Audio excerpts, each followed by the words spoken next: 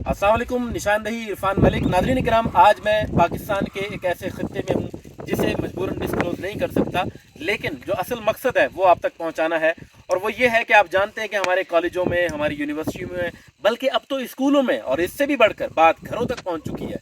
हमारे बच्चे, हमारी नौजवान बच्चियाँ, हमारे जितने भी नौजवान तबकात हैं वो मनशियात का शिकार रोज़ बरोज़ हो रहे हैं, और इस तादाद में हर रोज़ इजाफा होता चला जा रहा है। आखिर ये मनशियात कहाँ से आती हैं? क्या ये इंपोर्ट करवाई जाती हैं?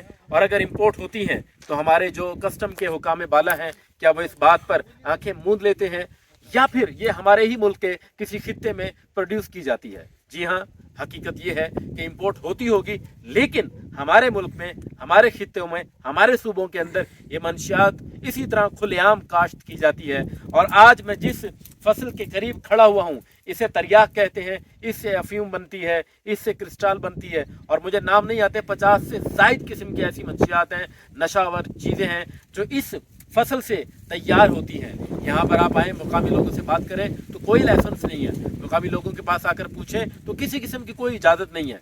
लेकिन इस सब के बावजूद सैकड़ों एकड़ पर फैली ये फसल तैयार की जा रही है, और तैयार होने के बाद ये जहर जब तैयार हो जाएगा, इन नौजवानों के गलों में उंडेला जाएगा, उन नौजवानों के गलों में उंडेला जाएगा जो फिर कल को किसी पुल के नीचे बैठकर चरसी कहलाए जा रहे होंगे, किसी घर के आगे खड़े होकर गटर के चुराने वाले, ढक्कन चुराने वाले कहलाए जा रहे होंगे। वो नौजवान, वो बच्चियां जिन्हें ना अपनी इज्जतों की बाद में किसी किस्म की कोई हिफाजत का पता होगा, वो नौजवान जिन्हें अपनी तालीम का पता नहीं होगा, वो नौजवान जिनके अंदर हम कोई साइंटिस्ट ढूंढना चाहते हैं, वो नौजवान जिनके अंदर हम कोई डॉक्टर, इंजीनियर, पायलट, जर्नलिस्ट, जज, वकील, हाफिज, आलिम, मुहक्किक ढूंढना चाहते हैं, वो अगर आपको मिलेंगे तो चरसी की सूरत में, नशई की सूरत में, मवाली की सूरत में, अफीमी की सूरत में, क्रिस्टल पीने वाले की सूरत में हमारे सामने। और आप देख रहे हैं, भावलपुर यूनिवर्सिटी का नाम आया, इस्लामाबाद यूनिवर्सिटी का नाम आया, कराची, जामिया कराची का नाम आया। इसके अलावा पाकिस्तान की कोई बड़ी छोटी ऐसी यूनिवर्सिटी, कॉलेज, इदारा, स्कूल, ट्यूशन सेंटर, घर नहीं है जहाँ पर बच्चे